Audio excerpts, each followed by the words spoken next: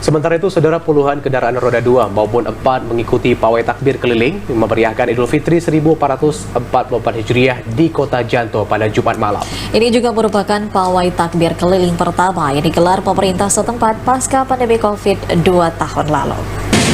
Pawai takbir keliling memeriahkan Idul Fitri 1444 Hijriah pada Jumat malam tadi yang dilepas dari Masjid Al-Munawwarah Kota Janto, Aceh Besar.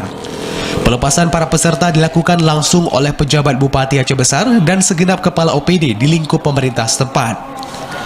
Selain kendaraan roda 4 milik OPD Pemkab Aceh Besar, pawai diikuti warga dari sejumlah kampung di kabupaten setempat.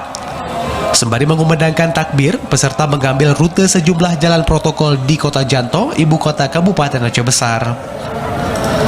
Pawai ini diinisiasi oleh pemerintah setempat setelah sebelumnya ditiadakan akibat COVID-19. Pelaksanaannya diharap tidak hanya menjadi ajang silaturahmi, namun sebagai upaya menghidupkan syiar Islam. Idul Fitri ini adalah silaturahmi kita bersama yang beberapa tahun yang lalu mungkin tidak bisa kita laksanakan.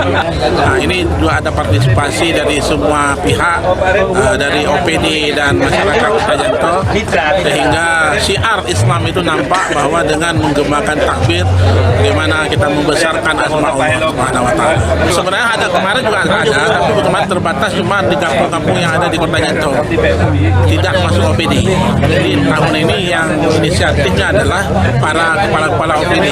Pawai yang berlangsung sekira 1 jam ini berakhir dengan kembalinya peserta ke halaman Masjid Al-Munawwarah. Meski berlangsung sederhana, pawai ini menarik perhatian warga di Kecamatan Janto dengan populasi mencapai 10.000 jiwa. Dari Aceh Besar, Arman Konadi, TVRI melaporkan.